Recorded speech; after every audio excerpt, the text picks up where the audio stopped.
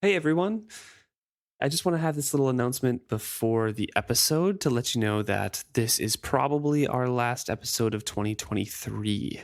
Yeah. So happy holidays and Merry Christmas and Happy New Year, because we're going to be taking a little bit of a break, for the holidays ourselves, take some time off, Yeah. enjoy ourselves. We're in Australia, so we're going to enjoy the summer heat. Yes, exactly. But to those of you in the Northern Hemisphere, enjoy the winter snow. Kind of missing the white Christmas, I know that it is sad. Send us pictures of snow. We'll get sunburned and then... Yeah, hopefully not as bad as last year. But either way, we just wanted to let you guys know that this is probably going to be the last episode for this year. Thank you so much, so much for everyone who has tuned in and listened to us. Maybe you're hearing this 2-3 years in the future. And thank you so much for listening to us now and catching up. But we're looking forward to putting out more of the books and finishing up Mad Ship next year and starting on Ship of Destiny. I know. I can't believe we're almost to the end of this trilogy. That's crazy. We're a little bit over halfway, I would say. Still a long way to go. We got a lot of part 2 chapters in this book so far. There's just so much that happens in this. Yeah. It's because there's so many perspectives. It's so hard. But thank you all for listening anyway and enjoying them from what you tell us. All right. Without further ado, we'll get into it.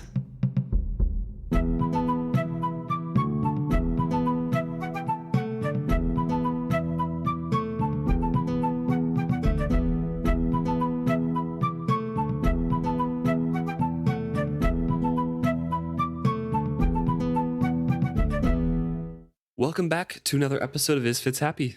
I'm Luke. And I'm Emma. This week we're discussing Chapter 22, A Change of Heart. And we're starting off in Wintrow's head.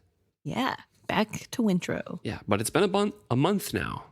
And Vivacia has been stewing on Kennit's lack of attention for a long time. Things have changed. So I think last time we saw Wintrow and Kennit and Vivacia, Kennit had realized that he could manipulate Wintrow by playing on his feelings for Etta, and also that Vivacia was clearly jealous and he could use that to his advantage. And it looks like he has really gone in on that plan. Yeah. And the first line is Vivacia was seething. So Wintrow can tell that she's just getting angrier and angrier, and she not only would not allow herself to be calmed, she actively repelled any attempts to soothe her. Yeah. Nearly a month gone now. So she's just working herself up into a frenzy. Kennit is, treating her civilly and not ignoring her, but not including her in anything either. Right. And he's now taking trips to the Marietta with Etta to discuss all the things that he used to discuss with Vivacia. Mm-hmm. And he would go over there after they would, they've captured 2 or 3 more merchants? 3 more merchants in this time so far, and all the spoils in the party would go over to Marietta first, and then they would come back late at night and immediately go to the cabin. Yeah. Wintrow thinks that's just to make Vivacia jealous again. There's also a line here where Wintrow states that Vivacia was reaching out towards Kennit so strongly that she had left Wintrow behind and alone. So in this jealousy that Vivacia is feeling and this mood that she's in, she has left Wintrow behind. Wintrow is really feeling left out. I think this is the first time that we have Wintrow, maybe not the first time, but the first time there's no comforting from Vivacia, where Wintrow feels lonely and alone, and like Vivacia is abandoning him, and she is not trying to soothe him or make him feel like that's not true. Right, yeah. Every time Wintrow tried to dissuade her, she became more stubborn, and more troubling was that she grew more remote from him every day. I find it really interesting that this dynamic is happening, where we have Vivacia reaching so hard for Kennit that she is neglecting her bond with Wintrow. Mm-hmm. And I don't know, I really do find it interesting, because at the beginning of Wintrow and Vivacia meeting, I don't think Wintrow was ever this mean. in the connection to Vivacia as she's being to him now. And to be fair, mostly because there wasn't another person for him to bond with instead. True. But I guess Saw, you could argue, he was reaching more for his relationship with Saw. But I do feel really bad for Wintrow because I think even when he didn't know for sure if Vivacia was a good being and was complaining about not wanting to be there, he still had a bond with her. He just didn't want to give all of his self to her. It wasn't that he was pulling away from the bond necessarily. And so I just feel really bad that he's left here all alone and still being super influenced by her moods. Which I do wonder if part of that is because of how much he is reaching out towards her. True. It could be. He's reaching out after, trying to pull her back. He goes on to explain that Kennit is no longer courting Vivacia. Again, like I mentioned, not ignoring her at all and is very courteous, but no longer directing all of his attention to her. And instead, Kennit is directing his attention to Etta, and Etta is blossoming under that light. Right. And even though nothing outward has really changed in Etta, she and her actions just fill the whole ship with more life and energy than before. Yeah, he also talks about how he feels like she's more womanly, and he can't really describe what he means by that, but there are a couple other women who were allowed to stay on the ship who also work that were part of the slave group that was rescued. But compared to Etta, she just is more of a woman. Yeah, and he explains that she hasn't dressed any differently. Her tongue is still super sharp. She still is working on deck. And nothing really has changed, but when she looks at Kennit, even across the deck, the life in her seemed to multiply. Captain Kennit, for his part, seemed to revel in her glory. He could not pass her without touching her. Even bluff Sorkor near blushed at the sight of them together on the deck. Wintrow could only watch them in amazement and envy. To his chagrin, every time Kennit caught him looking at them, he would raise his eyebrow at him or wink.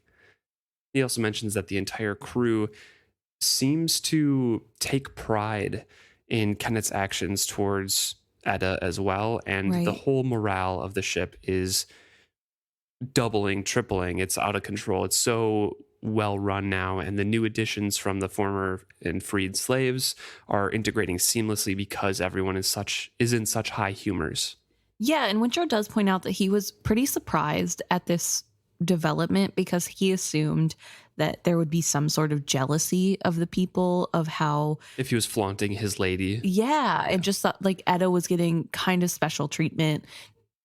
And so why wouldn't people be jealous about that? And instead it makes them super proud of their captain and his lady. Yeah, as if his virility and his possession of this desirable woman did credit to them all. So it's kind of crazy. And I think it also goes back to Kennit's luck a little bit, because Kennit decided to pursue Etta in this way because he wants to rile up Wintrow, right? And it twofold. It worked because he initially started doing it because of Vivacia, right? Right. But it seemed to work and fit into his new plan with Wintrow. Mm-hmm. So it's really interesting to know that his main goal for this is to get Wintrow to do what he wants and to get Vivacia to care more and reach out more for him, both of which are happening. However, the unintended consequences are also hugely in his favor. Oh, yeah.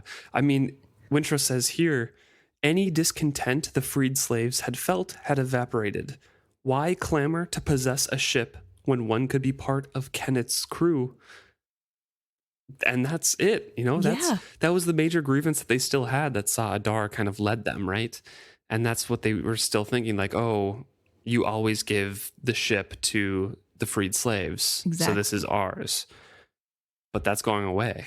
Right, because it's such a good environment and it's so well run. And Wintrow himself even says the ship has not been run better since he's been on it. Like it's truly doing wonders. And if it's not for the fact that something feels off about the whole thing, it would be a perfect place to work. Like, it's a really good ship and it's really well run.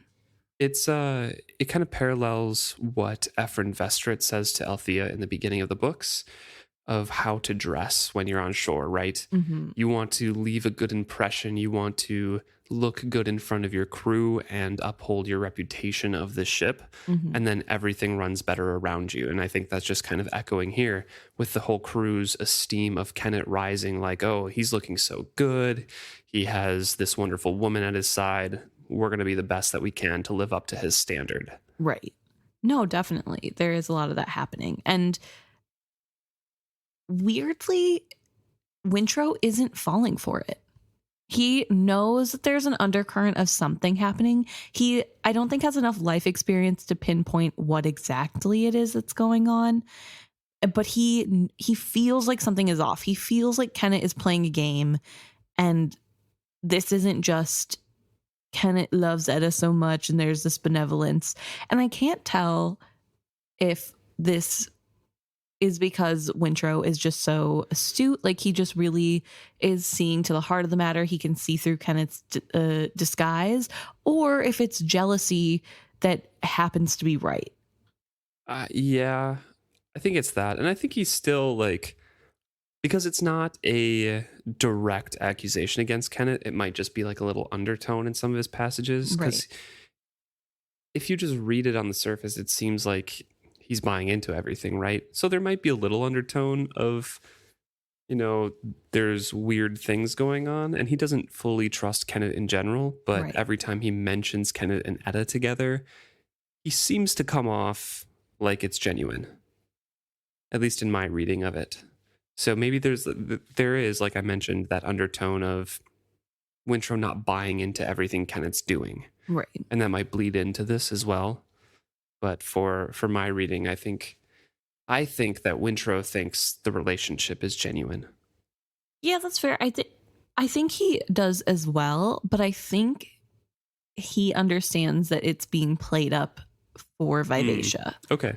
So like his mention of them going back to the cabin to celebrate and not even is talking for Vivacia's benefit, or like the Vivacia's manipulation, but Wintrow won't mention that to her. Yes. Okay. Yeah. So I think he doesn't understand that Kennit doesn't have any feelings towards Etta. I think he fully buys into that being a real relationship, but I also think he understands that some part of it is fake, that this is being done as a show for a reason, but he doesn't necessarily think their relationship is fake. Right.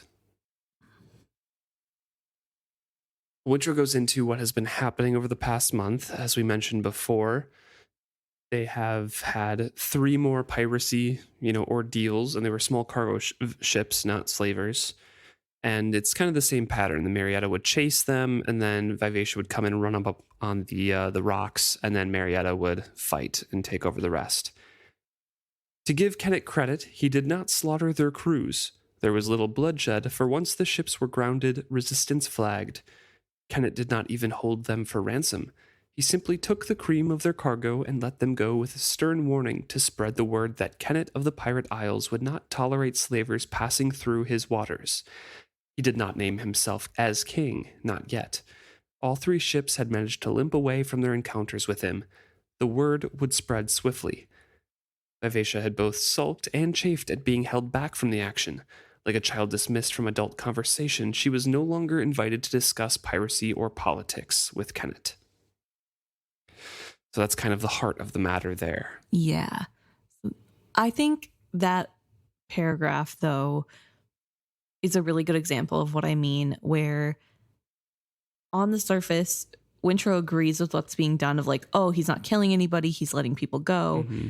But the phrasing "to give Kennit credit" implies that he's starting in like a deficit. Mm-hmm. And then also to say he's not naming himself as king, but it's clear that that's the implication. Right. Like he wants people to think of that of him, which I think shows that Wintrow is seeing past whatever this is that Kennit is playing at, but not in a way or not enough to really see what's going on. Right, Like yeah. he can just tell something's off, and I don't know how. We've had enough passages where like he's been enamored by some of the actions that Kennit has done, right? Yeah.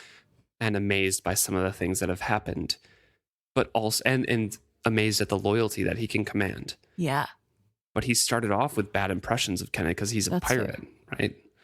Yeah, and I guess if you agree or if you're happy with the outcome of what Kennet's doing, there's no real reason to think further on it. And so I'm Mhm. wondering if maybe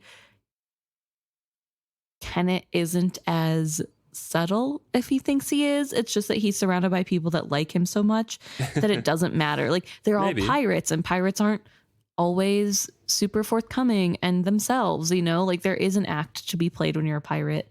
And so I wonder if he's like, oh, I fooled all these people to thinking this. And he has fooled everyone to a degree, right? Like people don't understand he is incapable of feeling any sort of sympathy to anyone. But I don't know if it's just Wintrow is like amazing at seeing through and like being able to see the chess game, the chess pieces being moved. I don't know. I think it's just that his natural disposition against Kennit started off very, suspicious, right? That's fair. That's fair. So I don't know. And he was very blasé about taking lives and Yeah. killing people. And that's Wintrow's against very hard line. Wintrow. So yeah. Wintrow also explains that in between these piracies, the crew, the life aboard it, with the crew was very indolent. There's basically nothing to do. So they were having, great feasts and gaming and music. And Kennit included Wintrow in these pursuits, often summoning him to his cabin. Not for Kennit, simple games of dice or cards. He challenged Wintrow to games of strategy, not chance. Wintrow had the uneasy feeling that the pirate was evaluating him. Often before the long afternoons were over, the game would lie forgotten between them while Kennit quizzed him on the philosophy of Saw. They also got a large store of books from one of the raids, and so they would have discussions about philosophy from those books, and sometimes Etta would sit in on those conversations as well, and Wintrow can tell from their conversations and that she has a lively intelligence, which was at least the match of Kennit's, though less schooled. She kept up well with both of them as long as they were speaking in generalities. It was only when they discussed the views of particular philosophers that she would grow first taciturn and then withdrawn.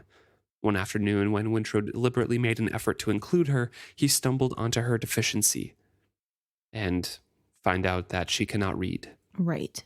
So, yeah, they're discussing strategy. Kennit is evaluating Wintrow. Yeah, and Wintrow's doing pretty well, I think. As far as we can tell. I mean, yeah, as far as he understands. But I think Wintrow, that is kind of his strong suit, is philosophy and working through things. We know when he was last at the temple, he was helping Bernadal work through some of the philosophies of the teachings of Saw that were well above what he was at. Or at least in the 6 months that Bernadal had been working on them, Wintrow got to the same conclusion as him in 10 minutes. Right. Yeah. So I think he is a really deep thinker. I think that's something that he's good at. And I would love to know what philosophy. Yeah, like what the philosophy is like in this world and like who the philosophers are. What do they think?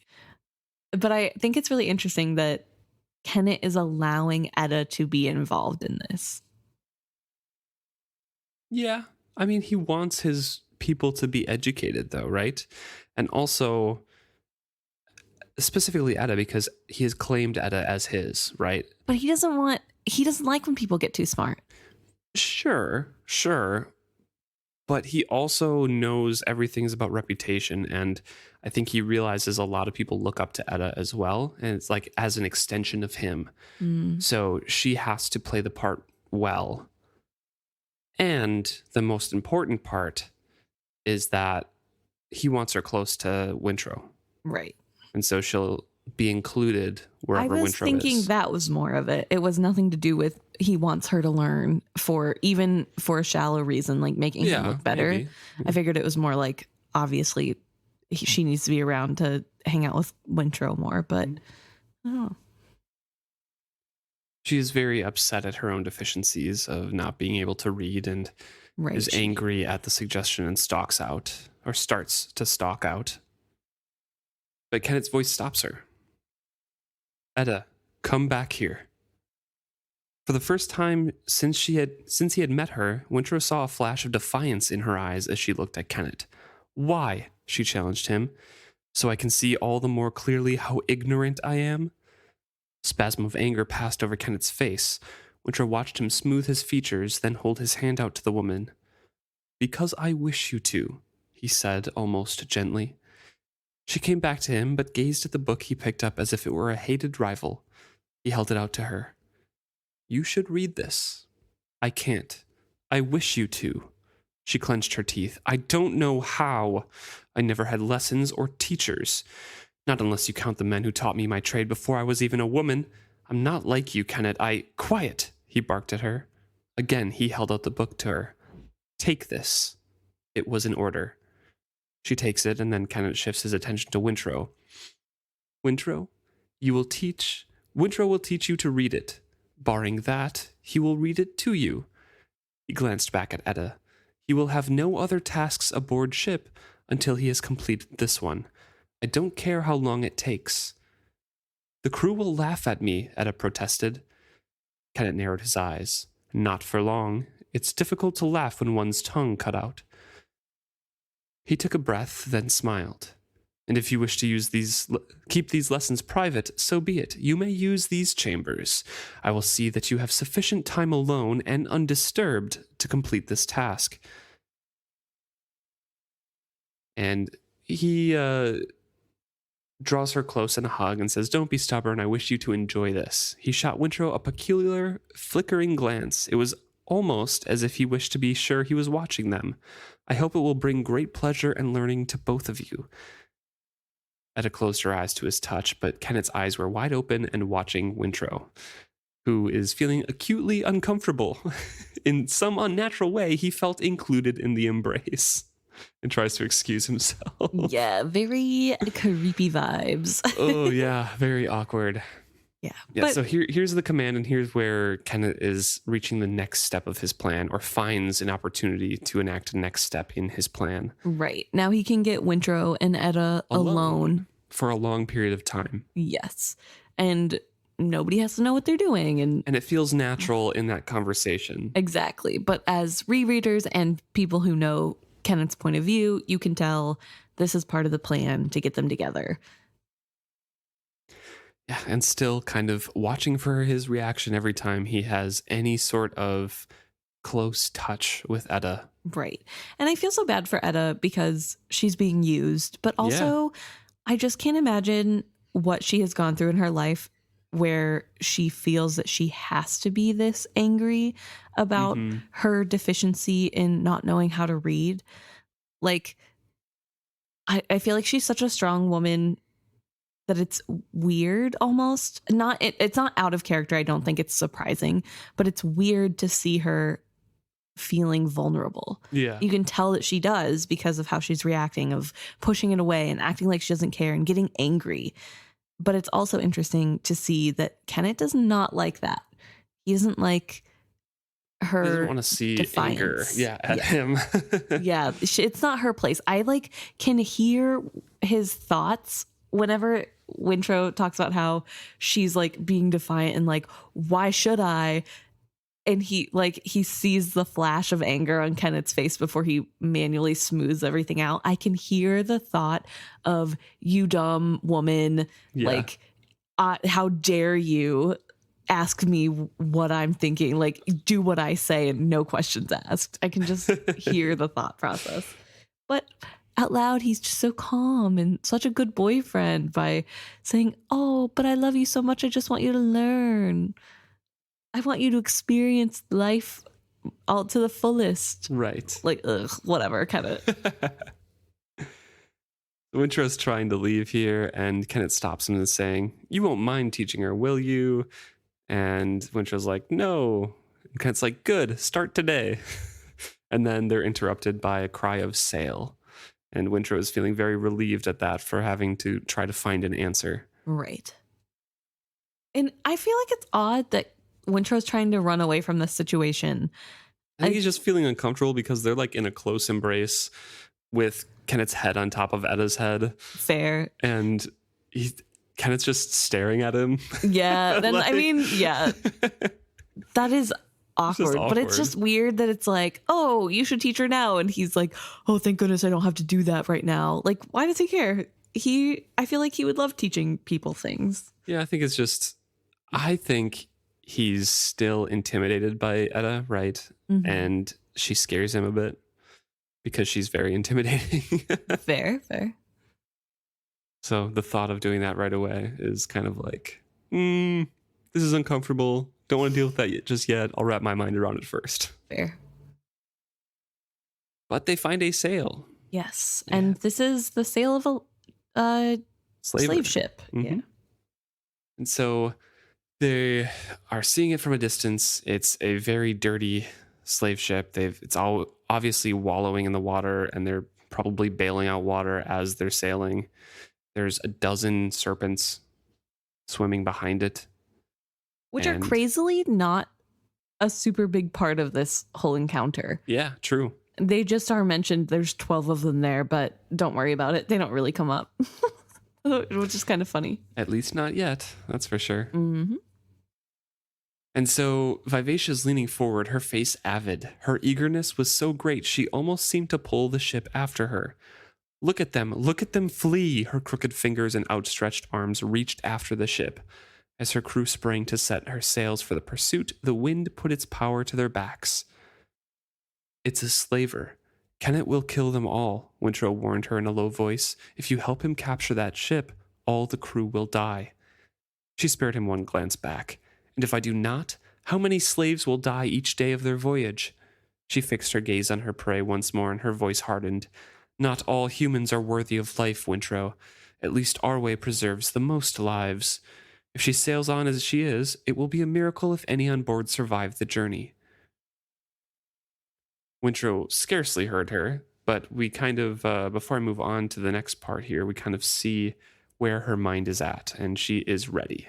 She's Yeah. very eager to chase after and put these humans out of their misery, and is fully committed to Kennit's vision of what he has sold to her. Right. I mean, she says our way, meaning her and Kennet's way. Mm-hmm. Exactly. And so Wintrow's watching, and he scarcely heard her replies because he can see that the slaver is pulling away from the Marietta. And the plan is for the Marietta to chase, and then Vivacia to come up from the side and like push the ship onto the rocks, right? But the Marietta is going to be there first, and that's kind of the crucial linchpin of their plan. Right. They have to feel like they're chased. And there's distance gaining between the Marietta and the slave ship. The slaver was not blind to opportunity, nor to the new threat the Vivacia represented. The overladen ship made for the center of the channel. The Marietta was too far behind her. Without the pirate ship to crowd her, the pincer technique had but one jaw. Incredibly, the slaver would escape. So Kennit sets his crutch down on the foredeck, hauls himself up the rest of the way, and once on the deck, he struggles to his feet, gets up there, because if you guys remember, there is a ladder up there. Right. And he makes his way over to the railing and says, "Those poor souls. The slaver is getting away. I'm afraid they're doomed to their fate." There would be no killing today. Wintrow felt a moment of relief. Then Vivacia screamed. The cry was one of thwarted lust. In that instant, the ship picked up speed. Every plank and sail suddenly aligned to their best use. The whoops and calls of the crew grew fierce as the gap between Vivacia and the slaver began to close. Her intentness caught Wintrow's awareness like a butterfly snared in a spider's web. "My lady!" Kennit exclaimed in vast approval. It was benediction, and Vivacia glowed with satisfaction. Wintrow felt it heat him. Kennit was barking commands. Behind him, he heard the rattle of blades and the jests of men making ready to go and kill other men. Challenges and bets were exchanged as the boarding party readied itself. Grapples and lines were brought out on deck, while laden archers moved hastily to their places in Vivacia's rigging. Vivacia ignored them all. This was her pursuit, her kill. The men on board her she heeded not at all. Dimly, Wintrow was aware of his own body. His hands were set like claws to the bow rail, and the wind of their passage lashed his hair. Vivacia suffocated his small self in her greater energy. As in a dream, he saw the slaver grow larger before him. And she is intent and focused and carrying Wintrow along with this. He can hear this kind of detached, but all the voices and the grapple lines and the screams and the roar of the arrows. He was far more keenly aware of the Marietta suddenly gaining on them. She threatened to steal the kill from Vivacia. The ship would not tolerate it. And Vivacia literally leaned over and grasped at the other ship as the grappling lines were pulled tight. Her clawing fingers reached nothing, but the avidity on her face terrified the crew of the slaver. At them, she cried out mindlessly, heedless of the orders Kennit was trying to give. Her fierce bloodlust was contagious. So the moment it was leapable, the crew started leaping over, and Kennit is crying out, "She has done it! Our beauty has done it! Ah, Vivacia, never did I suspect you had such speed and skill!" Kennit was worshipful in his praise. A wave of purest adoration for Kennit flowed through Wintrow. The ship's emotion completely overwhelmed his own fear of what would follow now that the slaver had been captured. The figurehead twisted about to lock eyes with Kennit, and the admiration that passed between them was the mutual recognition of predators. So very, very overwhelming. Kennit, invites and commands Wintrow to go over to the ship with him, and once they're on deck, in the midst of all the fighting, Wintrow slowly starts to regain his own head a bit. Right. Yeah, I think it's really interesting. I don't know if we've seen Vivacia take over Wintrow before like this, in this way, where it was not necessarily something that Wintrow is asking her to do. It's just something that kind happens. of. Yeah. I think she not left, but during the slave uprising when they were won, I think the feelings were a bit overwhelming. And they leaked into Wintrow quite a bit then. But it hasn't happened very often, and that was kind of duress for both of them, and this is just a strong emotion. Right. And I think in that instance, they were reaching towards each other to try to Right, yeah. Gain strength from each other. Yes. So I feel like that was something, I don't know if I would say completely purposeful, but more purposeful. Whereas this instance feels a lot less purposeful, a lot less just overflowing from her to everybody else. It's just such a strong emotion. And I find it very interesting how Wintrow describes this whole thing as Vivacia becoming this predator. Mm-hmm. Especially because we know what Vivacia is. Yeah, she used to be a she who remembers, a dragon. Yeah. And so it's interesting to have that and have that be something that's powerful, that those emotions be powerful enough to take over Wintrow and really just take him out of his own self. Yeah. It says he felt adrift. He was linked to them, but they ignored him. He was irrelevant to what they had just discovered in one another. He could sense them connecting on a deeper, more basic level than any he had ever attained. What, he wondered dimly, did they acknowledge in one another? Whatever it was, he felt no answering echo in himself. That also makes me really sad for Wintrow. Yes, but at the same time, that bloodlust is not something that's in Wintrow, so... No. He just, yeah. Yeah. That's fair. And do you think that's what it is that he's feeling with them?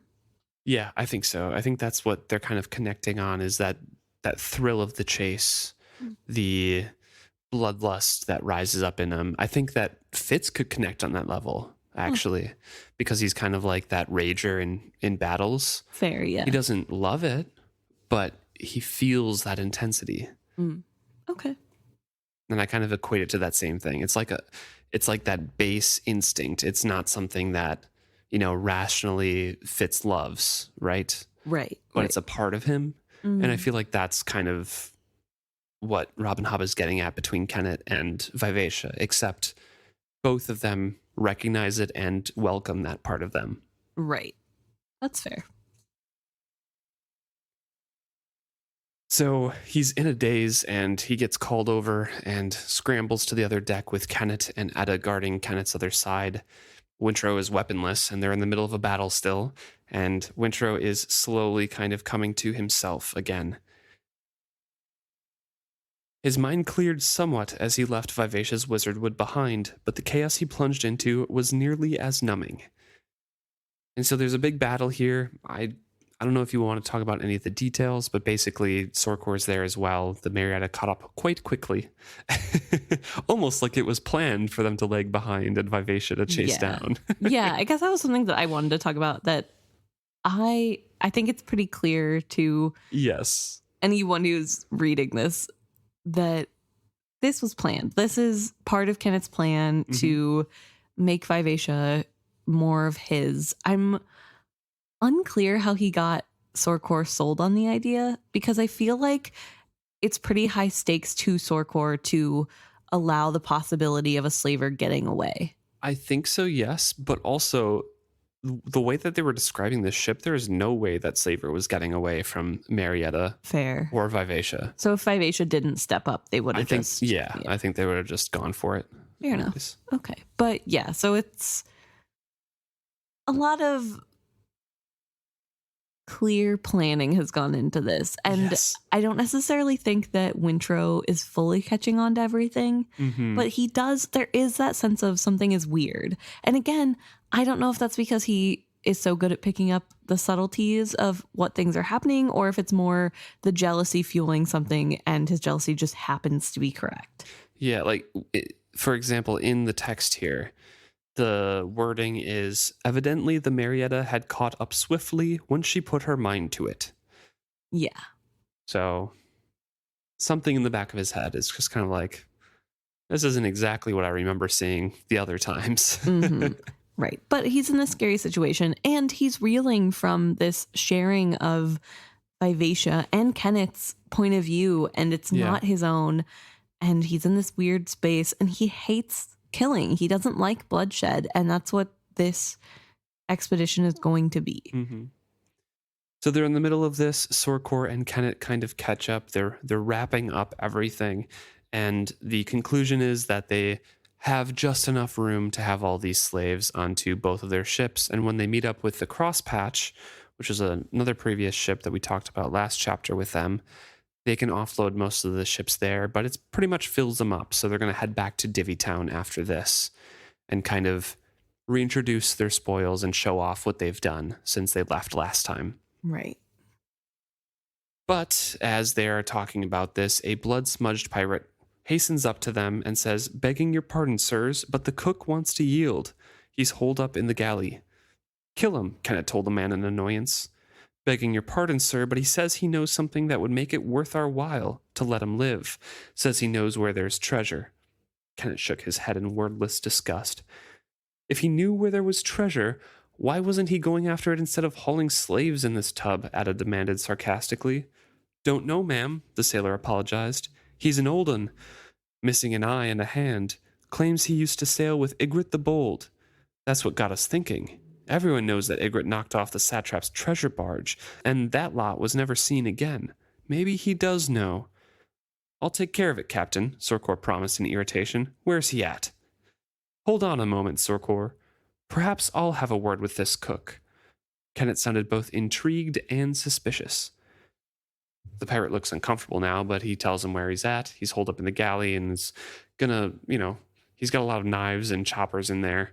Pretty good at throwing them too for an old man with one eye. Wintrow saw a change come over Kennit's face. "I'll talk to him. Alone. You see to getting the slaves up and out of the holds. She's starting to list."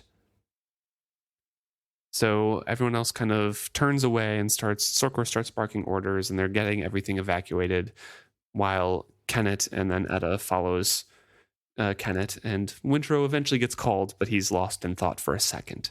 But Kennit is going to take care of this so-called former member of Ygritte's crew. Right. And it's really interesting as rereaders who know why this would be such a big deal to Kennit, because Kennit also was part of Ygritte's crew, and he killed them all. Yes. And Supposedly killed them all, or thought he killed them all, or most of them at least. Right. And so to have someone come forward and say they're sailing on the ship, you can kind of tell at first before the description of the man is brought forward of like, yeah, right. That he's not taking it very seriously. It's annoying that somebody would say He's that, like, but I'll check it out, I guess. Yeah, like, but you can tell he doesn't really believe it's going to be anything. And then when he hears the description of the cook, yeah, something one changes. eye and really good at throwing knives and stuff. He's like, okay, I'll doing do this it alone. Yep. And that's how you know he probably really did make it off of Ygritte's ship. Yeah. And it's crazy because it's like, how many other people made it off? So Wintrow is standing around looking at the slaves that are slowly coming up, seeing that they're very feeble, and he looked at them and knew the ineffable rightness of what Kennit had done. To eliminate this misery was right, but his method of achieving it... Wintrow! There was a spark of annoyance in Etta's voice. Wintrow was standing, staring while Kennit was moving swiftly and with purpose across the deck. The list to the ship was becoming more perceptible every moment. There was no time to waste. He hurried after them. So he's hurrying across. He hears Sorkor yelling to some of the pirates, saying, leave off that, who are throwing, I think, the slaver crew overboard to the serpents. He's like, there's going to be plenty for them anyways. Let's just get the slaves off this and cut this ship loose because it's going to sink down anyways. So we need to get going as fast as we can.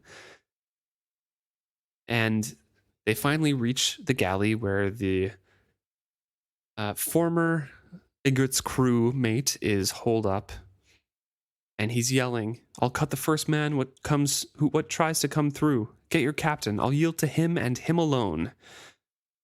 The mocking pirates only crowded closer. They reminded Wintrow of a pack of dogs with a cat up a tree. Kennit announces that he's there, and everyone kind of sobers up. I do have a question. Do you think the cook knows who Kennit is? No, I don't think so.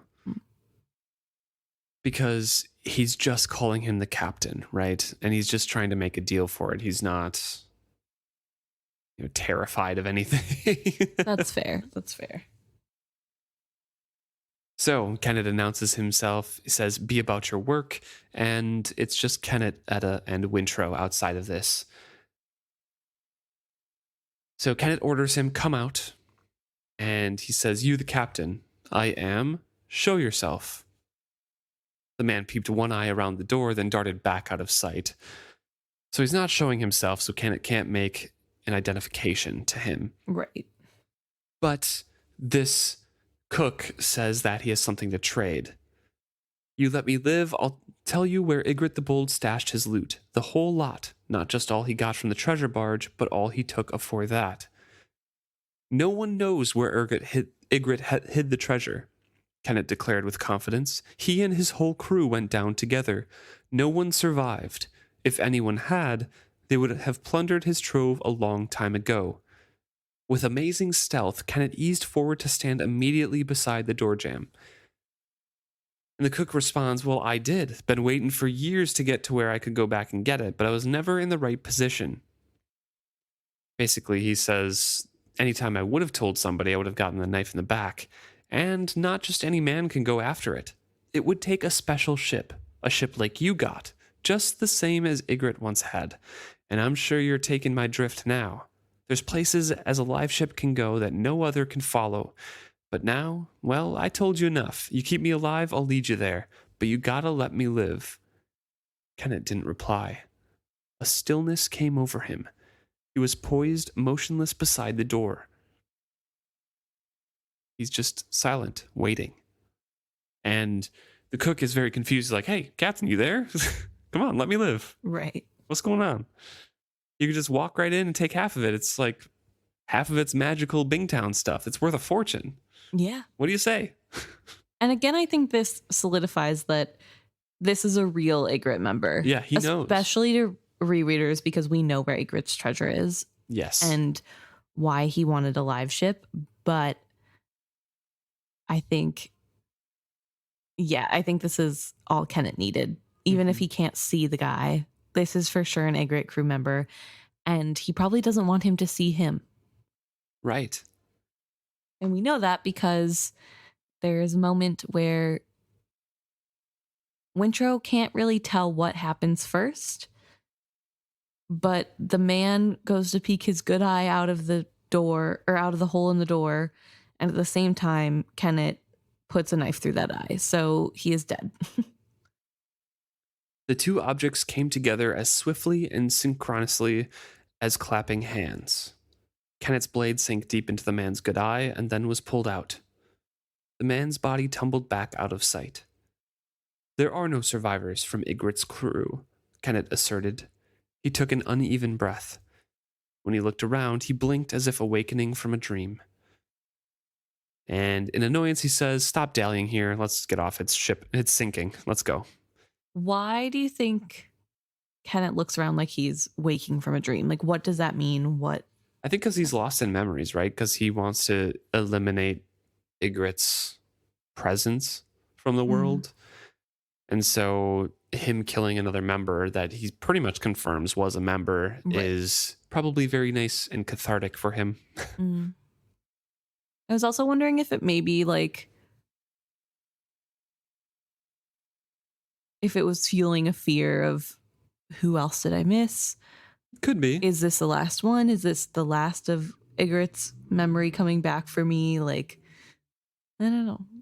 Could be, yeah. Wintrow is trailing after them numbly, though, as Etta and Kennit walk away with basically no concern on their faces. Right. And it's really messed with him, this encounter. How did death happen so swiftly? How could the whole equation of a man's life be so swiftly reduced to zero? What he had done was an immense shock to the youth. A brief extension of the pirate's hand, and death bloomed. Yet, the holder of the knife felt nothing. Wintrow felt scored by his association with the man. He suddenly longed for Vivacia. She would help him think about this. She would say there was no justification for the guilt that he felt. And as he's longing for that, they make it back to Vivacia. But as soon as they touch down, Vivacia calls out to Kennit, and it's pretty obvious that she wants to be alone with Kennit to discuss things. Right. And Kennit goes to her while making Etta and Wintrow clean up the slaves that have come to their ship. He wants to be alone with her, Etta stated it as blunt fact. Jealousy flamed in her eyes. Wintrow looked down at the deck to keep her from seeing the same thing in his face. Nice little mirrors of each other there. Yeah. Both jealous for the opposite person. Yeah, I feel bad for them.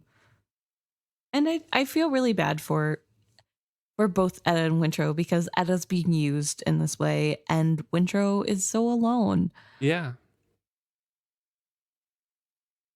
Well, we switch over to Althea now. Right. Yeah, we're leaving behind the Vivacia and crew. And we are with Althea and Grag. She's gone to visit him in hiding. Yeah, and he is hiding in a cottage that his family owns. Yes. And they're kind of just, casually talking, sitting and talking. Just hanging out. And Althea's joking with him that he seems to be living in style for someone living in hiding, and they're giggling and having a good time. It's a comfortable hangout. She can see in him the sailor, the sailing man from Rinston that she saw in the taverns there, instead of like the trader's boy, because he can be more relaxed here in the cottage. And he's like, oh yeah, this is nice.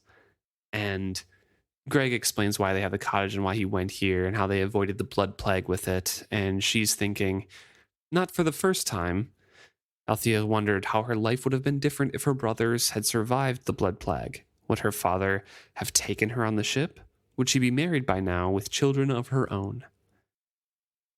Yeah, I think so.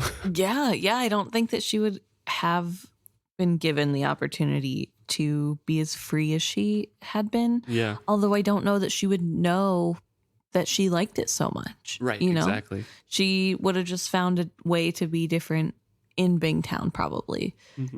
I still think she would have probably, she would not have turned into Keffria because I think she has more spine than Keffria does naturally. I think they have very different personalities, but I do think she would have been very similar in picking somebody who probably wasn't a traitor and settling down in that way. Right. So Althea kind of goes into how she got up there in the first place. Mm-hmm.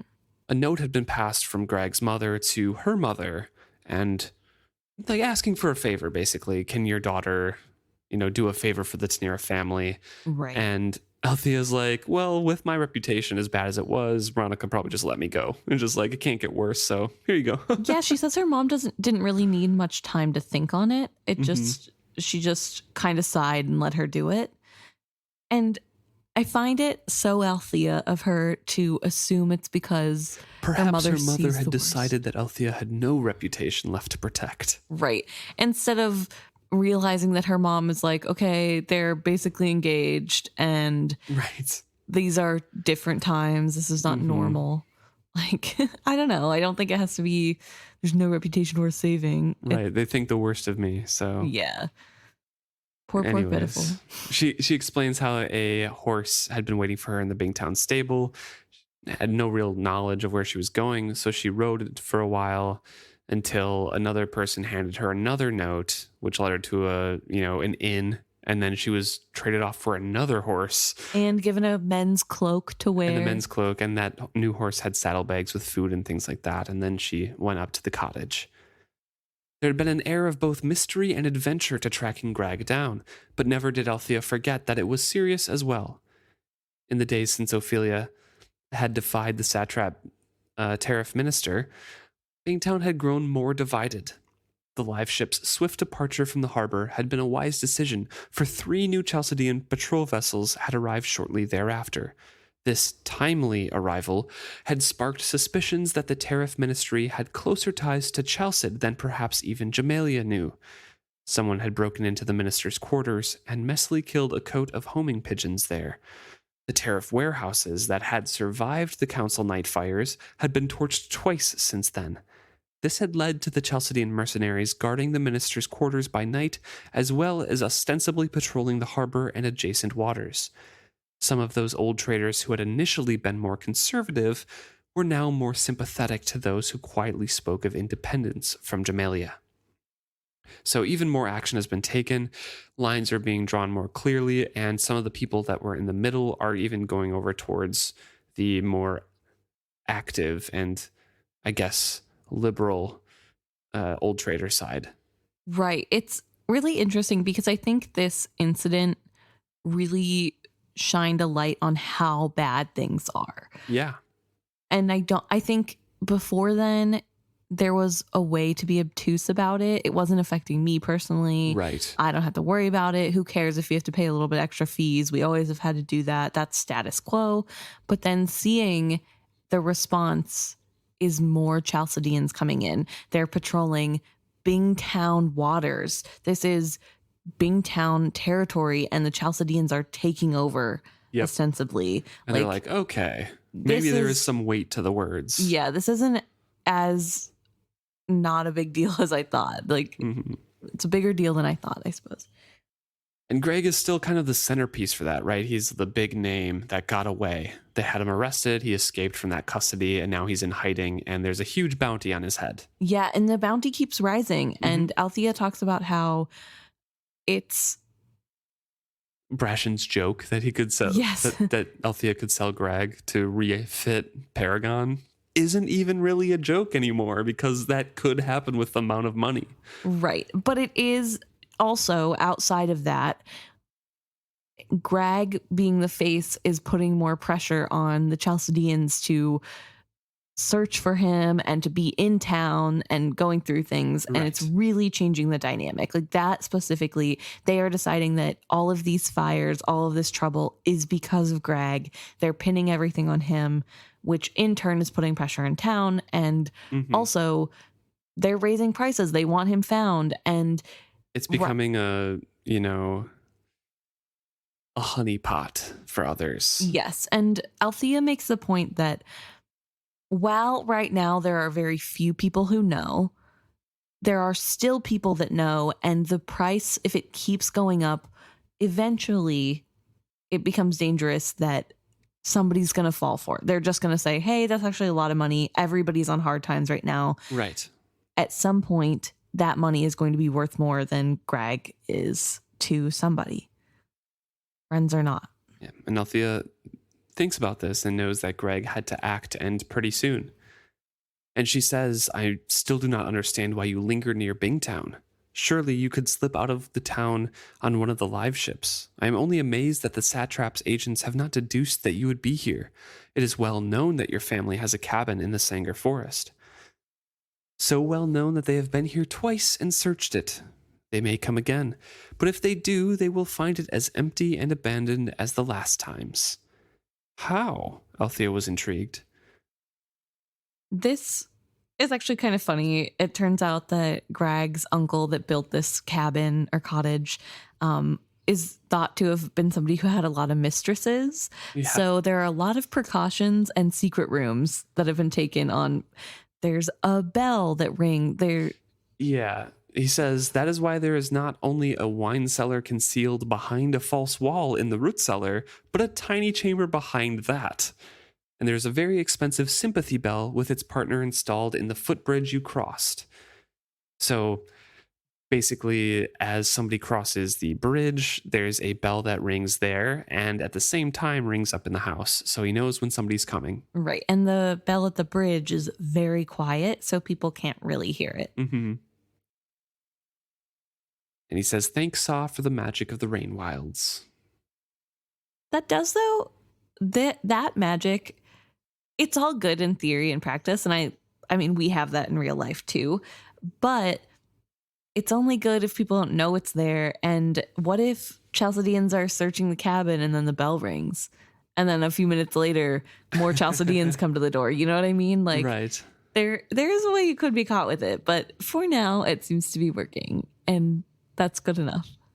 She does ask him, you intend to remain here? And he's like, no, it'd only be a matter of time before they caught me. Because of, supplies and the folk in the area know that I'm here. Right. Many of them are Three Ships family. Good people, but not rich. Eventually, one would give in to the temptation. No, I am leaving, and very soon. That is why I begged my mother to arrange this visit. I feared your family would forbid it. I knew it was not proper for me to seek to see you alone in these circumstances. Desperate times beget desperate measures. He looked apologetic. Althea gave a soft snort of amusement. I don't think Mother gave it that much thought. I'm afraid my childhood reputation as a rebellious hoyden has followed me into adulthood. What would be scandalous for my sister to do is ordinary behavior for me. And they get a little bit closer. Grag kind of grabs her hand and says, is it wrong for me to say that I am glad it is so? Otherwise, I would have never come to know you well enough to love you. The bald admission left her speechless. She tried to move her mouth to say she loved him too, but the lie would not come. Odd. She had not known it would be a lie until she tried to speak the words. She took a breath to say something true, that she had come to care for him as well, or that she was honored by his words. But with a shake of his head, he cut her off. Don't speak. You don't have to say it, Althea. I know you don't love me, not yet. In many ways, your heart is even more cautious than mine is. I knew that from the beginning. Even if I had not, Althea was at great pains to tell me so when she was instructing me in how to woo you. Ophelia was, yes. He laughed self-deprecatingly. Not that I sought her advice. In many ways, she is a second mother to me. She does not wait for me to ask for her advice. So the big L-bomb was dropped on Althea here, and she's trying to say something true. Yeah, she's like, oh, I don't know what to say, which is crazy because I really feel like Althea normally isn't speechless in any situation. She just says whatever is on the top of her mind, regardless of the consequences. So it's really interesting that whenever it comes to Grag, she's like boys in general, brashing too. She's yeah, she just like, I don't know. It feels like she's playing a game here, I guess. And I don't know. She just, this whole interaction going from here, it's very, oh, what should I do to make sure that I don't ruin this and stop this from continuing, instead of recognizing like, I don't even like him that much. This should end.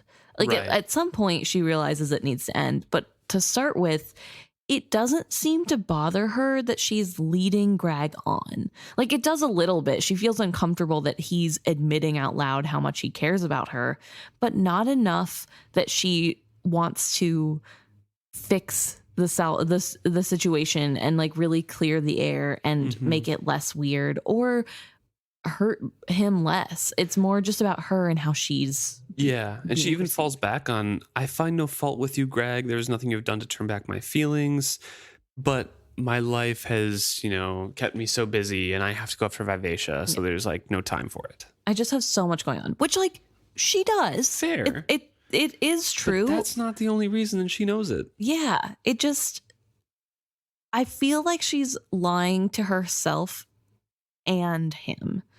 And that's not very Althea of her.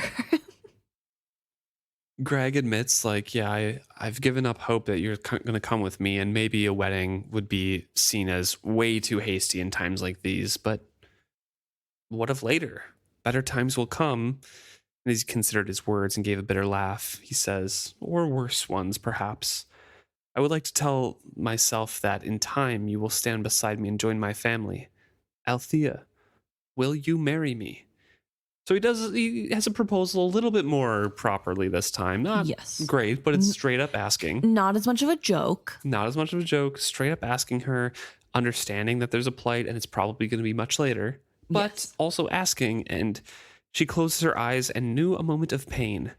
This was a good man, an honest and upright man, handsome, desirable, even wealthy. I don't know, she told him quietly.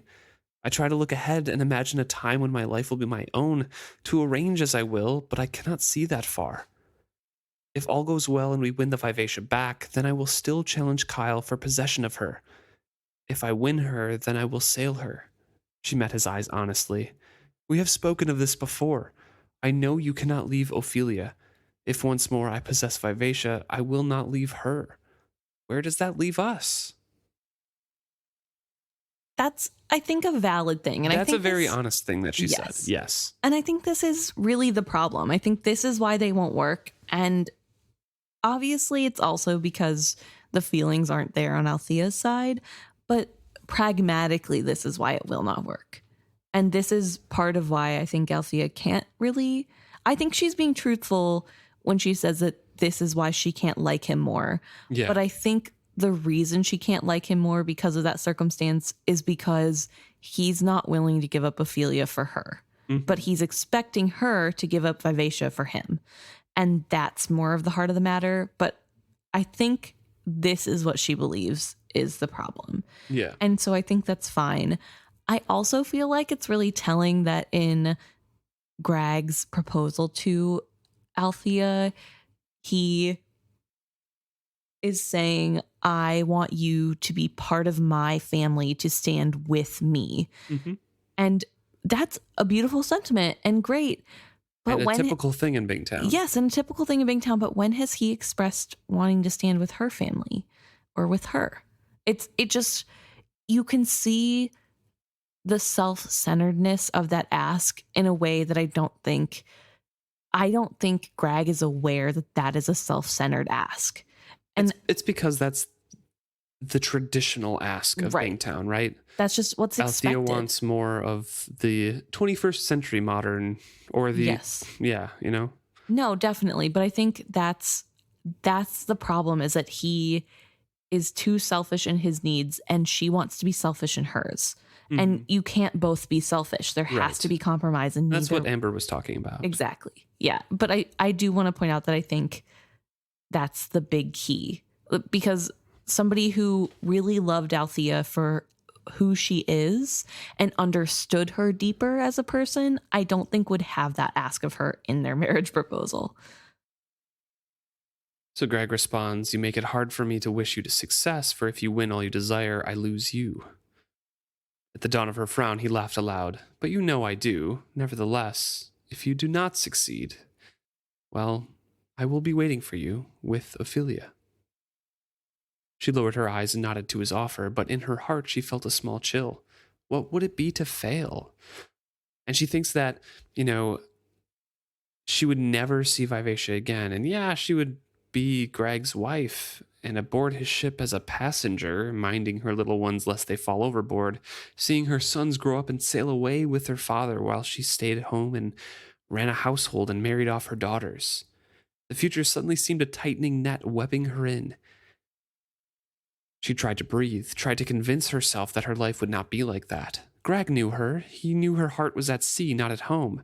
But just as he accepted her duty to her family now, once they were married, he would expect her to do her duty to him. Why else did sailors take wives, save to have someone at home to mind the house and raise the children? I can't be your wife. Incredulously, she heard herself say the words aloud. She forced herself to meet his eyes. That is what truly keeps me from loving you, Grag, knowing that that would be the price I must pay. I could love you easily, but I could not live in your shadow. In my shadow? He asked in confusion. Althea, I don't understand. You would be my wife, honored by my family, the mother of the Tenira heir. There was genuine hurt in his voice. He groped for words. More than that, I could not offer. It is all and everything I have to offer any woman I marry. That and myself. His voice sank to a whisper. I had hoped it would be enough to win you. Slowly, he opened his hand. It was as if he released a bird. And she draws her hand back and says, Grag, no man could offer me more than that or better. I think we should stop there so we can talk about this. So I think, again, this just shows the disconnect between Grag and Althea and what they both want for the future. Yeah, which makes anybody incompatible, right? And I don't think Grag is a bad person for wanting this. I don't want it to sound that way. And obviously, like, as a 21st century person, it reads a little differently than if this were the ideals of now. But I do find it odd that Grag is so convinced he loves Althea and really cares about her, but he still doesn't know her. He cannot imagine or fathom that a woman would not want the honor of being his wife and the heir to his children. Like, I didn't read it like that at all. That makes it sound like it's such an honor to marry me, and I don't think that's what Greg is saying. I think that's like, this is what I have to offer, and you would be cherished and you wouldn't be in my shadow. We would be together. But what he can't fathom or understand is that a woman would want the same thing that he would want. Yeah, but I think that's what I mean. It doesn't have to be a nasty, like, oh, you're a woman, you are nothing more than my wife and the mother. Yeah. I'm saying, like, what more is there for a woman than being my wife and mother of my child? Like, there isn't anything more. Why would you want more than that? But Althea has expressed more than that. Like, she has expressed what she wanted multiple times to Grag, and the fact that he doesn't understand why offering him the position of his wife, being his wife, respected by his family, heir, mother of the heir, how that isn't enough. And I don't, like, that is a big disconnect to me. Like, how does he listen to her talk about Vivacia and not understand who she is? Like, how does he say that he loves her and cares about her truly if he doesn't understand why that's not a priority for her? You know what I mean? Like, it doesn't have to. I don't think it's like oh, I'm a man and I'm better than you. And I understand. That's not what I was implying you were saying either.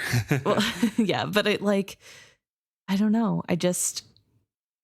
She has been so clear and open and honest on multiple occasions when they've talked about this, about what her goals are and what she's working towards and what her fears are in marrying her or marrying Grag. I don't think she's ever expressed it to him.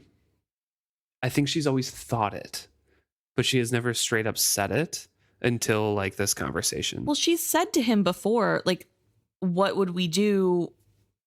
What will we do if we both have live ships? And if I don't, I want to be on the sea. I want to sail. Like, she's told him that she has those aspirations. She's told him she doesn't really see herself being a mother at home with kids because they've had a conversation where he said, well, you can be on ship with me taking care of the babies, which also isn't what she wants. But like, I don't know. I feel like to an extent she has been pretty honest with who she is and what she expects out of her life. And he's not being very honest in... I disagree. He is being very honest about what he wants and who he expects. They're just incompatible. So I don't know. I agree with you. I don't agree with him, with you saying he hasn't been honest about it. I wasn't done. That wasn't the end of the sentence. I don't think he's being very honest in saying that I don't know. I lost it. It's gone. Oh, sorry. He says that that's all he has to offer, right? Is just himself and like welcoming her into the family. Right. Which is fine. And I think that there are women out there who would want that. I just don't see how he can say that he cares about Althea and knows her so well enough to love her, and then not see that she's not one of those women. Because I just don't think, like, I know that we're in her head and we get her dialogue and we have been with her longer, but I don't feel like it should come as a shock that isn't something that is important to her. They have had multiple talks. They've had time alone that we have not seen in book. And they have spent a lot of time together, and enough to know that they're friendly-ish. Like, I mean, they're friendly for sure. I don't know. I think it's odd. It's not that odd because it happens all the time, but it's odd that Grag is so shocked. Like, oh, but what else is there? You know?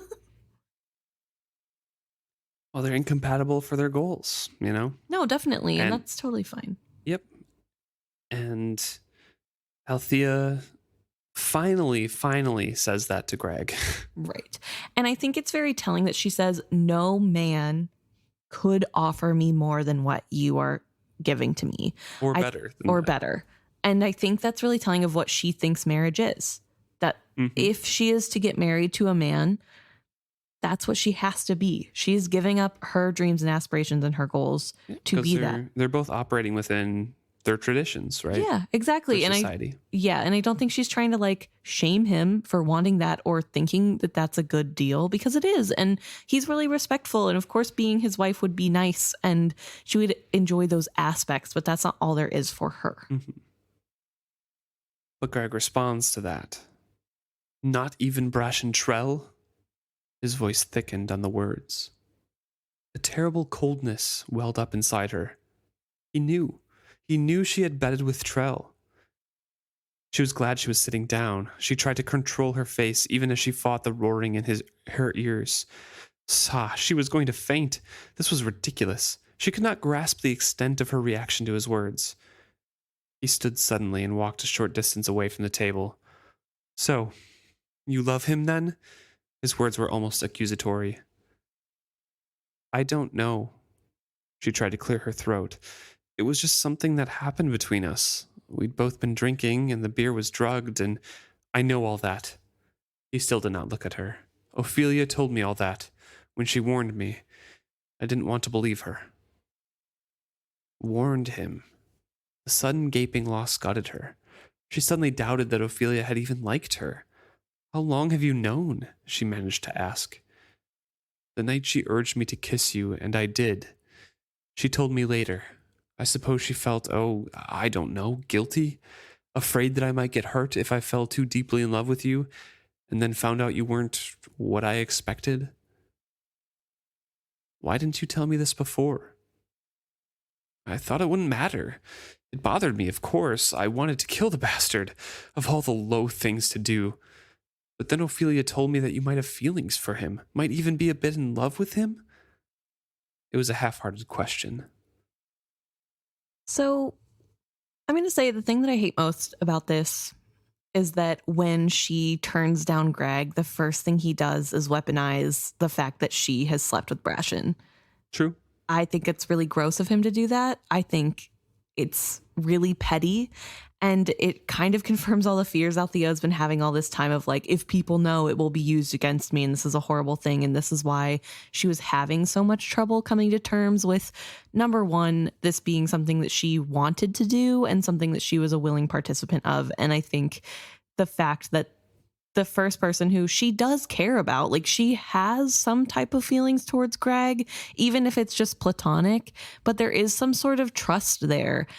And he throws that in her face. This is so harsh. And I remember reading this the first time where she's like, oh, he knows, and thinking, oh, she's being dramatic. Like he doesn't know anything. She's just sensitive about this. Right. And he actually did. And that was what he was doing. And I'm just so disappointed in Greg. I think it makes total sense for Greg's thought process, though, too. He has spent all of this time doing his best to be a complete gentleman, doing everything right, offering assistance, giving assistance to the family and to Althea, supporting her through things, going on wonderful dates. They seem to have established a rapport. He was warned that, yeah, she might have feelings for this Brashen guy who's a terrible influence and definitely led people astray and was, gambling and all sorts of stuff, and warned to stay away from. But Greg's like, that sucks. It's awful, but I think we have a good thing going. And then all of a sudden I can't love you. I can't marry you, and that's stopping me from loving you. No man can give me that. So this doubt in the back of his mind is just preying on him. He's just like, then is it Brashen? Yeah. Is that what's stopping you? Right. And I think that's a fair worry to have, but I think the way he goes about no. not... I just think it makes sense. Yeah. No, yeah, you're right. For sure. It just makes me so disappointed because I like Greg and I think he's like a good kid. But I hate that that's his first instinct is like, oh, you don't like me? Well, whatever, you hussy. Like, you know what I mean? Like, that's not what he says. And he like does try to like frame it as like she's this poor innocent porcelain doll that needs to be protected, and Brashen somehow pulled the wool over her eyes and she had no autonomy at all and there's no possible way. Well, he starts with the there's no man that can offer me more or better, not even Brashen. He starts with like the love angle, right? Trying to confirm that, not with the sleeping with. You've slept with him and there's issues there, But yes, we'll get to that part as well. Yeah. But no, I also hate that he's like, of course. I hated that knowledge. It bothered me, of course. Like, why do you care? It's not you. I get it. I get it. But it like bothers me so much. It's take yourself out of it. I have to. But like, what do you mean? But of also, course, Ophelia. Yeah, that also. What a betrayal. What do you mean she didn't want him to be caught up with the wrong type of person? And maybe this is him reading into it weird, but like, how could Ophelia do that to Althea? Now Althea suddenly doubts that Ophelia had even liked her, she thinks. Yeah, which I think I don't think that's true. I think Ophelia does like. Yes, but she also has like a, commitment to her family. Yeah. And she's also from even further in the past. So like, ugh. But women were more free back then. A little bit, but I don't think like in their ability to like in their sexuality or anything like that. I don't think like women were allowed to have trysts outside of marriage even. That's fair. Yeah. But yeah, so Ophelia kind of does that, and Althea is wondering, why didn't you tell me this before? And Greg is like, I thought it wouldn't matter, of all the low things to do. And he asks, might even be a bit in love with him? And Althea responds, I don't think I am. That's twice, Greg observed bitterly. You know you don't love me, but you aren't sure about him. I've known him a long time, she said lamely. She wanted to say she didn't love him, but how could you know someone that long, be friends with someone that long, and not feel some kind of love for him? It was not that different from her relationship with Devad Restart. She could despise the trader's actions and still recall a kindly, avuncular bumbler. For years, Trell was a friend and a shipmate, and what happened between us doesn't change those years. I I don't understand at all, Greg said softly. She still heard the undercurrent of anger in his voice. He dishonored you, Althea. He compromised you. When I found out, I was furious. I wanted to call him out. I was sure you must hate him. I knew he deserved to die. I thought he would never dare to return to Bingtown after what he had done. When he did, I wanted to kill him. Only two things held me back. I could not do so without revealing the reason for challenging him, and I didn't want to shame you. Then I heard he had called at your home. I thought perhaps he was going to offer to do the honorable thing. If he had and you had refused him, did he offer? Is that what this is about? Do you feel some sort of obligation to him? There was desperation in his voice. He was struggling so hard to understand. She stood up from the table and went to stand beside him. She too looked into the darkened forest. He didn't rape me, she said. That is what I must admit to you. What happened between us was not wise, but it wasn't violent, and I was as much to blame as Brashen. He's a man. Greg spoke the words uncompromisingly. He crossed his arms on his chest. The blame is his. He should have been protecting you, not taking advantage of your weakness. A man should control his lust. He should have been stronger. She felt struck dumb. Was this really how he viewed her? As a weak and helpless creature to be guided and protected by whatever man happened to be closest to her? Did he honestly believe she could not have stopped Brashen if she had wanted to? She felt first a rift and then a building anger. She wanted to rip him with words, to force him to see that she controlled her own life. Then, as swiftly as it had come, the anger fled. It was hopeless. She saw her liaison with Brashen as a personal event that had involved only the two of them. Greg viewed it as something that had been done to her, something that must change her forever. It affronted his whole concept of society. Her own shame and guilt had not come from a sense of wrongdoing, but from a fear of what the discovery could do to her family. The two views seemed radically different to her. She knew with a sudden, deep certainty that they could never build anything together.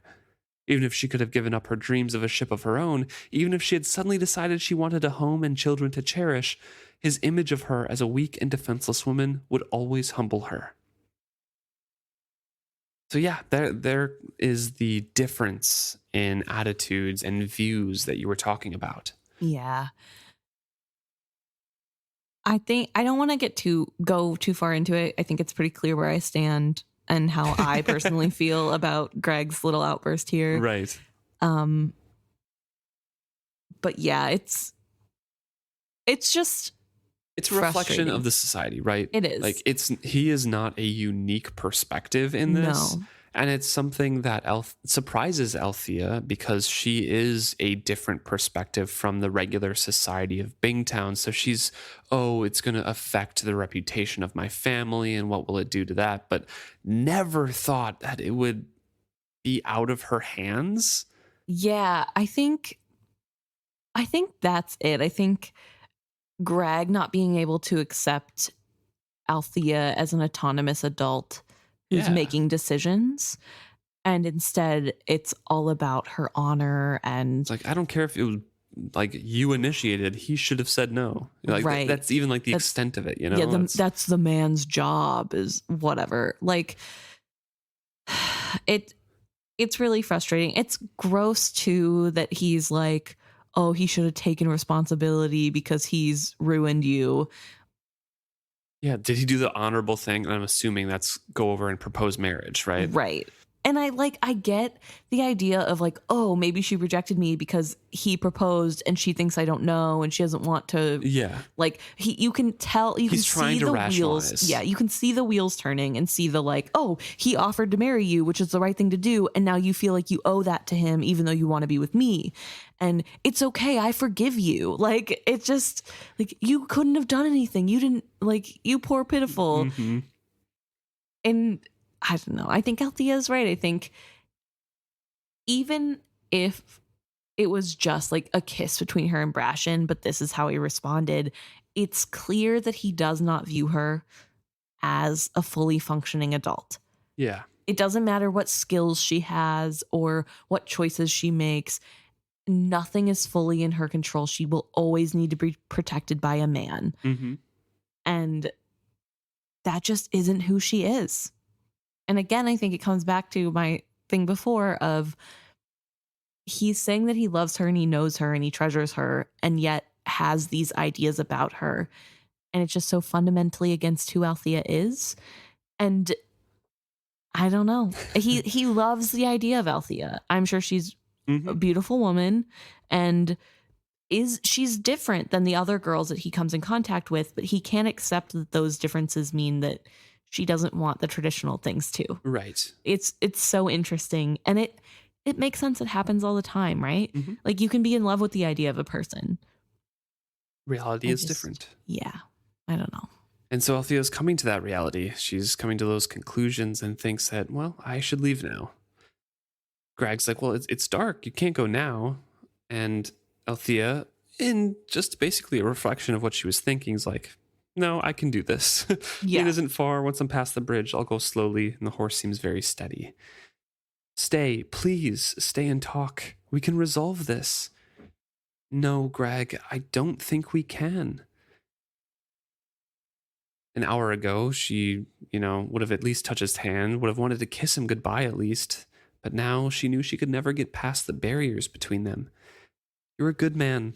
You'll find a woman who is right for you. I wish you all the best. And when next you see Ophelia, give her my best wishes also. He followed her through the light. She picked up her wine glass to drink the last of it.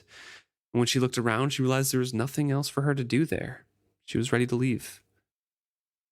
Althea. Grag suddenly looked very boyish and young. He met her eyes bravely and did not try to hide his pain. The offer stands. I'll wait until you come back. Be my wife. I don't care what you've done. I love you. She searched for true words she could say to him. You have a kind heart, Grag Tenira, she said at last. Farewell.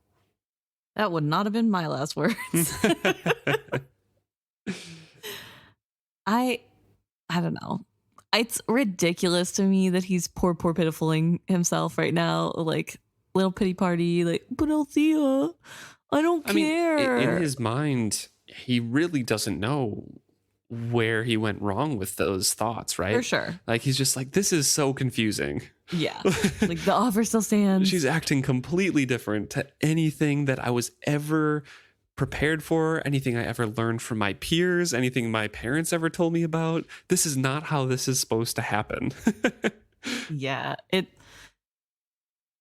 don't know. I get it. It's fine. They just weren't right for each other. No, right? they weren't. And ultimately, that's kind of the point that Robin Hobb is making here, and what Althea was struggling with, because they should be, right? Yeah. They should be a great match together. And if her brothers were still alive, the blood plague hadn't happened, maybe she would have been paired off with Grag, and that would have been an amazing match. Yeah. But Althea learned her independence and learned her worth as she was sailing, and knows what she wants for the future, and that is not part of it. Yeah, I think there's just, I don't know. She's just too different of a person from who Althea really is too different from the Althea Grag is in love with. And Althea recognizes that and is removing herself from the situation, whereas Grag cannot wrap his mind around it. Finally removing herself from the situation. Yeah, I will say I'm not happy with how long Althea has dragged out this situation. I hate that it had to get to this point. I don't know. He literally proposed twice before she's like, I don't love you. Yeah. I can't love you, actually. Yeah. I do think that while she was on the ship, it makes sense that she was kind of dragging her feet about it, because she is indebted to them and they're bringing her home. Yeah, even the trader meeting. Yes. That makes sense too. But that's when he first proposed. Their next meeting should have been like, I don't think we should do this. Like, hey, I'm sorry. It's not going to work out. No, it still kept going. Like, I think this even is a month later. This is a month later now. Yeah. And they've met multiple times in between now and then. Yep. No. What also, actually, that might be a mistake in the text, because it says Althea doesn't know where Grag is, but she was late last chapter to something because she was hanging out with Greg. Because that was a week after, right? So there's time skips here. Okay. There's the they first, like, Greg's going into hiding. They learn the news or whatever, and then a week later we catch up with them. They've been working on writing the Paragon, Right. and then this is a month later. So she met with Greg like 2-3 weeks ago, and now he's at a new place. Okay. I'm assuming he's like moving around a bit. Okay. But yeah, I don't know. It just feels like even before the council, there should have been a talk, because I think they had a meeting where it was pretty clear.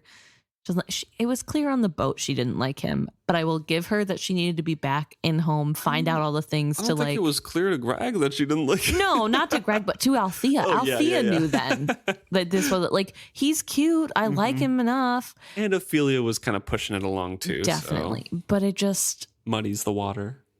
Like, it could have been cut off so much quicker. And obviously a lot is going on. Like, Yes. it's not, Yeah. and it's also not all on Althea to have this be the first priority. Like, a lot has happened. Her ship has been captured by pirates. She's trying to raise money. Things are dire.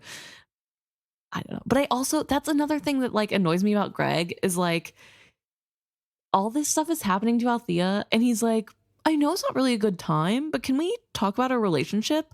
I mean, it's not a good time for him either, right? Yeah, but he's on the run with a huge bounty on his head. He can't show his face in Bingtown anymore. His family live ship left because they distributed illegal goods to the rest of Bingtown without paying taxes. So his father left and is wanted by Chalcedean mercenaries. Right. And his mother is then left alone at their house. Yeah, no, I mean, So like, I don't think anyone's having a good time right now. no, for sure not. But I just think it's a little ridiculous of Greg in the midst of everything going on to be like, but what about us? Like, can we define our relationship? Like, I feel like this is the most important thing right now. True. Before I go on the run, like, we just need to solidify. Let's get engaged. And I don't know, annoying. My man had a desperate last line though. Oh, I hate it. Like, Greg, no. I'll be waiting here. Don't Please do that be to my yourself. wife. You deserve better. Like, nobody deserves. Do not do that. Like, Don't wait, 5 months for a maybe. yes. For an almost definite no, I should say. Literally, like, you people, it just like, as much as I'm mad about how Greg responded to things and was acting in this chapter, I mean, it's an impulsive ask at the Yes. end, right? Yeah. Like, he's not actually thinking she's No. going to go through with it, but still. but like, even still, have a little bit more self-respect. Like, there is somebody that will want you 100% yes, no ifs and maybes. Yeah, what's her name? Like Aki Kelter or something? Yeah, The Three Ships Ships- girl. And you should want that. You should not be so hung up on somebody who maybe likes you, I guess, and like maybe could if things were completely different and it was a different universe. And also, they never lived the life they have already lived. But Yeah. just like, Greg, respect yourself more.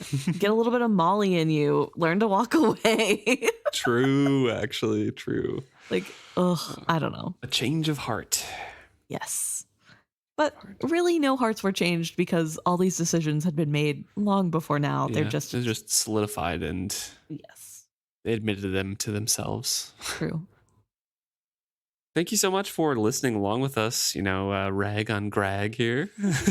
I didn't go nearly as in depth as I wanted to, but I think it came across though. We have depths unplumbed about that, but I don't think we need to go on a swearing tirade or anything. So.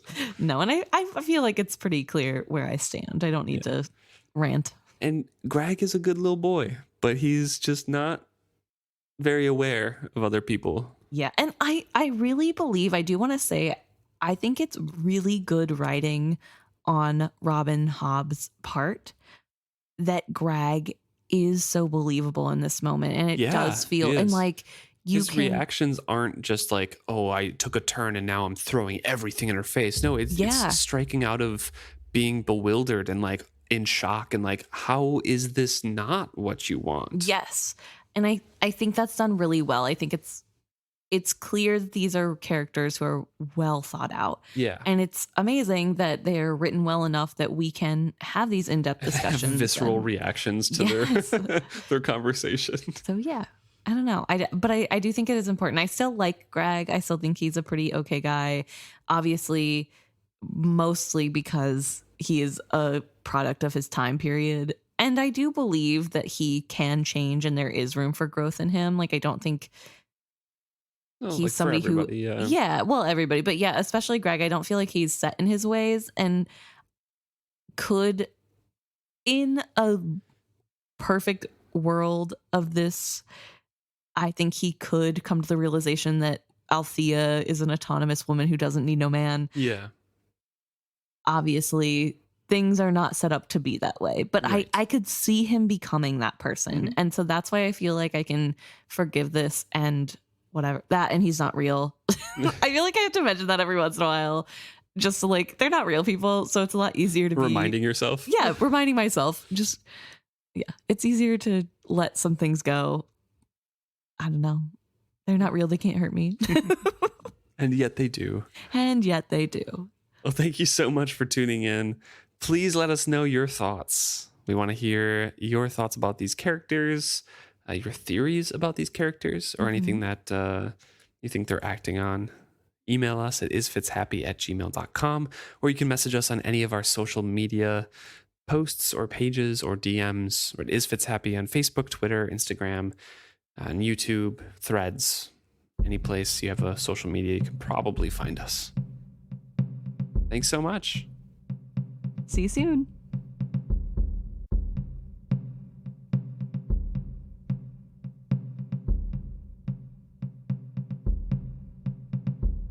Okay, so now we're going to talk about some things you guys have said to us. We are going to start with a comment from Ellen on Facebook that is bringing up Malta's recent character development. And this is for episode 180, which is where we see Malta meeting with Dello and thinking about how life is so much different than she thought it would be. She's a little hopeless now. Right. She's also a lot more mature, which I think we mentioned. And Ellen brings up to us that we had said we were going to look out for Tintaglia's influence on Malta's growth. And this is a chapter where Malta has a lot of growth, personal growth, and Tintaglia is part of this chapter and part of Malta's story. Right, yeah. However, Ellen doesn't feel like Tintaglia is part of the driving factor of making Malta a little bit more mature in this instance. Yeah, and I agree with her. That is something that I wanted to revisit and to see if it was kind of a magical character development on Malta's end.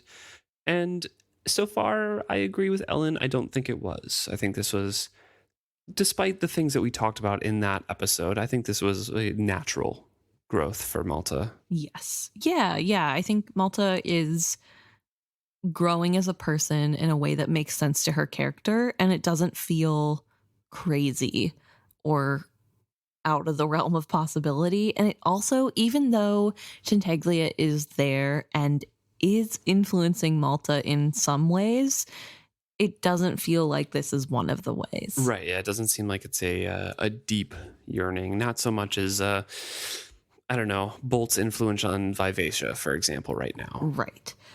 And I will say Ellen has a comment that says, I feel like the dragon way to change would be to get even more manipulative and dramatic, not to be more pragmatic and economical, which I thought was a very funny.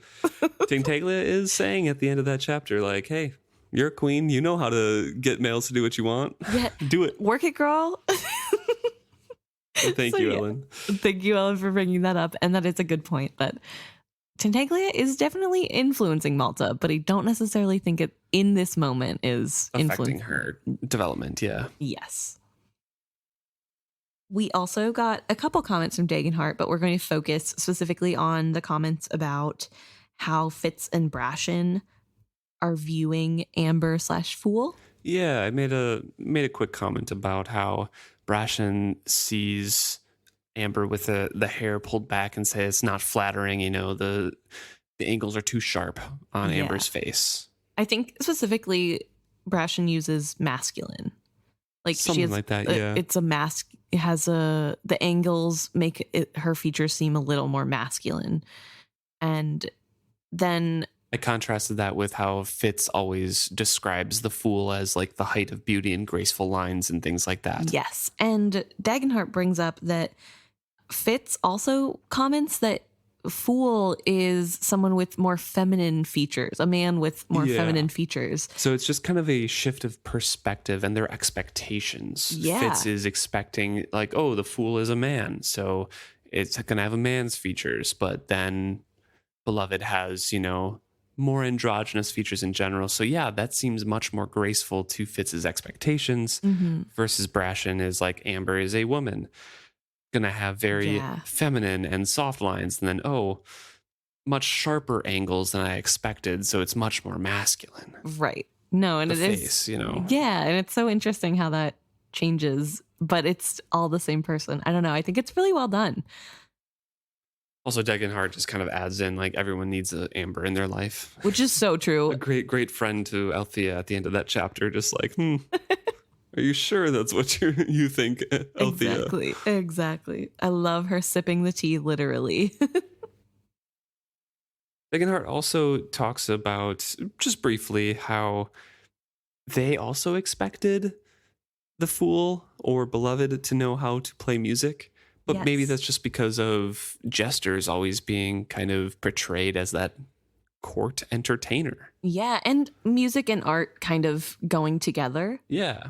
And so, yeah, I think it definitely makes sense. And I feel like I've seen pictures of court jesters holding a lute or some sort of, or a harp or something. Flute or something. Yeah. Something, some sort of association with that. So I think that makes sense.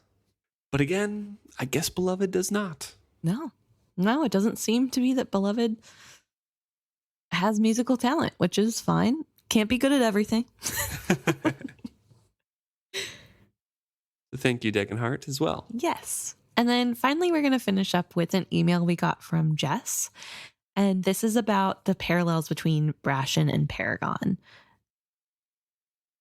In the chapter, this is all the same chapter, we have Brashen really mirroring a lot of struggles that Paragon is going through. Yeah, kind of admonishing Paragon or saying things about him in front of Paragon. And Jess points out, and I think that Hobb does a really good job as well of highlighting in that chapter, those are things that Brashen could say about himself or advice that he could give himself, as well as Paragon, because they go through and have gone through similar things. Right. Specifically, Jess brings up the fact that Brashen has a bad reputation in town, and so does Paragon, and everybody looks down on them, and Brashen really wants to be able to prove to everyone that he and Paragon aren't the reputation. They aren't the reputation, that they are good at what they do. And he makes a comment of when Hap is mad that Brashen is called him. Sorry, Clef. When Clef is mad that Brashen is called Paragon a piece of junk, he says he's not a piece of junk. He is a fine sailing machine, or a fine sailing vessel, and he'll come to realize that. Everyone will. And it kind of feels like he's talking about himself too. Like he's struggling throughout this chapter with the withdrawal symptoms and really trying to continue his life through pushing through what he's going through, and having that anger and that he is even in that position is kind of driving this whole situation, because he also has to take care of Paragon. Just says, perhaps this is also contributing to his bad mood this chapter. He's essentially having to work through his own issues while guiding Paragon through his. Definitely. Do you think that Brashen recognizes these things in himself when he's saying these? Or do you think it's totally oblivious and just kind of... I think partially he does. I think so too. I think he recognizes that some of this is coming from a projection. Like he's projecting his stuff onto Paragon. That's how I read it as well, that he's self-aware saying this, but it's not in a... He's still focused on Paragon when he's saying it. I think, I think that he's not doing this as like a underhanded way or like a out of the way to get himself to be better. He truly does believe that he's just working on Paragon, but I do think he recognizes that some of the issues he's having, he is projecting on Paragon. Right. And justifying that it's okay to be hard on Paragon because that's how he has to be with himself. So yes and no. I think he could do a little bit more introspection about the whole thing. But what? No time right now. Yeah. So thank you so much, Jess, for bringing that up so that we could talk about it. And thank you everybody who writes in. It's so good to hear from you guys. It's so fun to see you. And when people write in multiple times, it feels like you guys are part of the family. We recognize your names. It's so fun to see you guys week to week. And it's fun whenever a new person emails too or messages. It's like, oh, hey, I haven't seen this name before. So thank you everybody who has written in, and see you in the new year. Yeah. Happy New Year and happy holidays.